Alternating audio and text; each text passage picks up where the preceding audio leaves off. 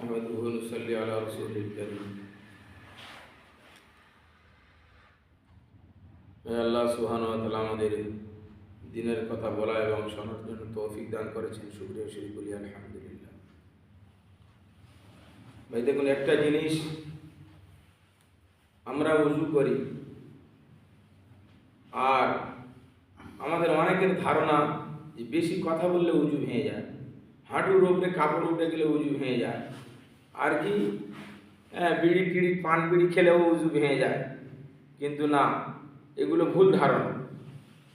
উযু ভাই সাতটা কারণ, উযু ভাই সাতটা কারণে উযু হয়। সেই সাতটা কারণ কি কি? 1 নম্বর, বাতকর্ম বা পায়খানা করা। বাতকর্ম বা পায়খানা করলে উযু ভেঙে যাবে। 2 নম্বর, পেশাব ফিরলে উযু ভেঙে যাবে। 3 নম্বর, রক্ত যদি বা পুঁজ যদি গায়ে থেকে বার হয়ে গড়িয়ে যায় তাহলে উযু ভেঙে যাবে। 4 নম্বর, মুখ ভরে যদি বমি করা যায় তাহলে উযু ভেঙে যাবে, মুখ ভরে যদি বমি হয়ে যায়।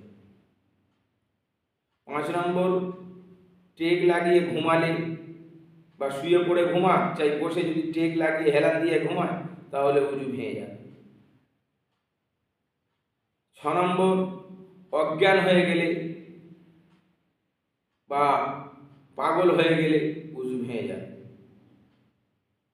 আর 7 নম্বর, নামাজের মধ্যে নিয়ত বেঁধে যদি নামাজ অবস্থায় যদি কেউ হেসে ফেলে বা কথা বলে ফেলে তাহলে কিন্তু উযু ভেঙে যাবে। এই 7টা কারণে আমাদের উযু ভেঙে যায়, কিন্তু আমরা এগুলোকে অনেকেই জানি না। আমরা বেশি কথা বললে বলবে যা তোর উযু ভেঙে গেছে, হাঁটুর উপরে কাপড় উঠে গেছে বলে তোর হাঁটুর উপরে কাপড় উঠে উযু ভেঙে গেছে। না বন্ধু, হাঁটুর উপরে কাপড় উঠে গেলে ওটা সতর খুলে যাওয়া বলে। যে পুরুষ মানুষের হাঁটুর নিচে থেকে নাভির উপরে পর্যন্ত সতর ঢাকা ফরজ, এই ফরজের খেলাফ হয়ে যায়। সতর ঢাকাটা মধ্যে গলতি এসে যায়, তাই বলে যে উযু ভেঙে যাবে তাই না। উযু ভাঙার এই 7টা কারণ ছাড়া আর কারণ নেই। সেই জন্য আমরা যারা জানি না, আমরা প্রত্যেকেই এইগুলো জেনে রাখি যে উযু কোন কোন কারণে কিসের জন্য ভেঙে যায়। আর কোনজন আমরা কি করি, এই হাঁটুর উপরে কাপড় উঠে গিয়েছে আমরা তো উযু ভেঙে গেছে, অথচ ওটা আলাদা মশলা, এটা আলাদা মশলা। আমরা জানি না এর মশলা নেবত দিয়ে দিই, ওর মশলা নেবত দিয়ে দিই, আর জানারও চেষ্টা করি না। আফসোসের বিষয়, আজকাল মানুষ জানার চেষ্টা করে না, ভুল ভাল নিয়ে রয়েছে আর সেটাই মুতমাইন, সেটাই সেই ইতমিনান হয়ে আছে যে আমি ঠিক আছি, আমি সঠিক রাস্তায় আছি। এই যে সঠিক রাস্তায় আছি এইটাই মনে করাই আমাদের সব থেকে বড় ভুল। কিন্তু আমরা সঠিক রাস্তায় নেই, ইলমের কোনো শেষ নেই। যাই হোক, একটা জিনিস কি, মানে আমরা উযু করি, বলছে ইমাম আবু হানিফা রহমাতুল্লাহি আলাইহি এশার উযু দ্বারা ফজরের নামাজ পড়েছেন 40 বছর। আচ্ছা বলুন, তাহলে এশা কখন হচ্ছে আর ফজর কখন হচ্ছে? সারা রাত তিনি তার মানে ঘুমাতেন না, কোরআন তেলাওয়াত করতেন, জিকির আজকার করতেন, দাঁড়িয়ে নামাজ আদায় করতেন, আর এশা উযু দ্বারা ফজরের নামাজ পড়েছেন। যদি কোনো ব্যক্তি সকালে উযু করলো, তারপরে সে কি করলেন, পরস্পর সে নামাজ আদায় করে গেলেন, উযু তার ভাঙছে না। 2 ওয়াক্ত হোক, 3 ওয়াক্ত হোক, 4 ওয়াক্ত হোক, সে জোহরের উযু করেছেন, একবার আসর পড়ছেন, মাগরিব পড়ছেন, এশা পড়ছেন, কোনো অসুবিধা নেই যদি তার উযু না ভাঙে। এই 7টা কারণ যদি না সামনে আসে আর যদি উযু না ভেঙে যায়, সে 1 ওয়াক্তের উযু নিয়ে 5 ওয়াক্ত নামাজ পড়তে পারে, যদি উযু না ভেঙে যায় আর যদি কোনো কারণ না আসে। আর যদি উযু ভেঙে যায় তো ব্যাপার আলাদা।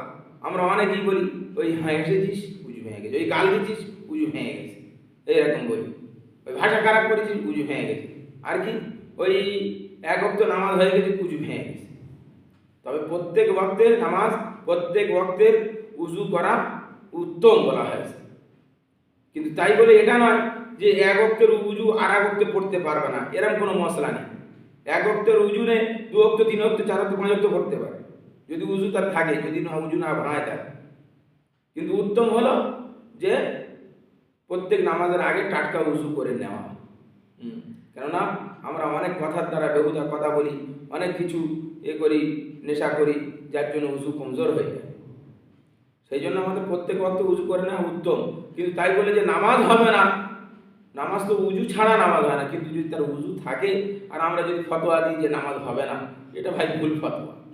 সেই জন্য উজু যার আছে সে এক উজুতে 2 ওয়াক্ত 3 ওয়াক্ত পড়তেই পারে, কোনো অসুবিধা নেই।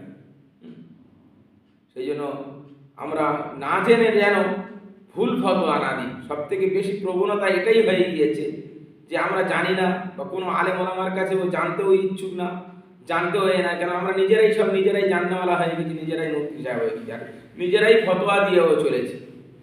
আল্লাহ রসুল সাল্লাল্লাহু আলাইহি সাল্লামের কাছে আল্লাহ রসুল সাল্লাল্লাহু আলাইহি সাল্লামের হাদিস, আল্লাহ রসুল সাল্লাল্লাহু আলাইহি সাল্লাম বলছেন যে যদি কেউ কোনো ব্যক্তি মিথ্যা হাদিস বলে আর আমার দিকে ইঙ্গিত করে যে আল্লাহ রসুল বলেছেন, সে যেন তার জায়গা জাহান্নামে করে নেয়। কত বড় মারাত্মক কথা! যদি কেউ কোনো কথা বলে আর সে যদি বলে এটা আল্লাহ রসুল বলেছেন, এই মিথ্যা অপবাদ দেওয়া হলো আমার নামে, যার জন্য সে যেন তার জায়গা জাহান্নামে স্থান করে নেয়। তো সেই জন্য ভাই আমরা হাদিস বলার আগে 100 বার ভেবে দেখি যে আমরা কি বলতে যাচ্ছি, বা আমরা কোনো মাসাইল বলার আগে আমরা 100 বার ভেবে দেখব। যেটা ভাই আমার জানা নেই সেটা বলবো আমি জানি না, এতে কোনো লজ্জা নেই। আমি ফটাফট খালি মশলা বলে দেবো, ভুলভাল যা হবে ফটাফট ফতোয়া দিয়ে দেবো, জানি না।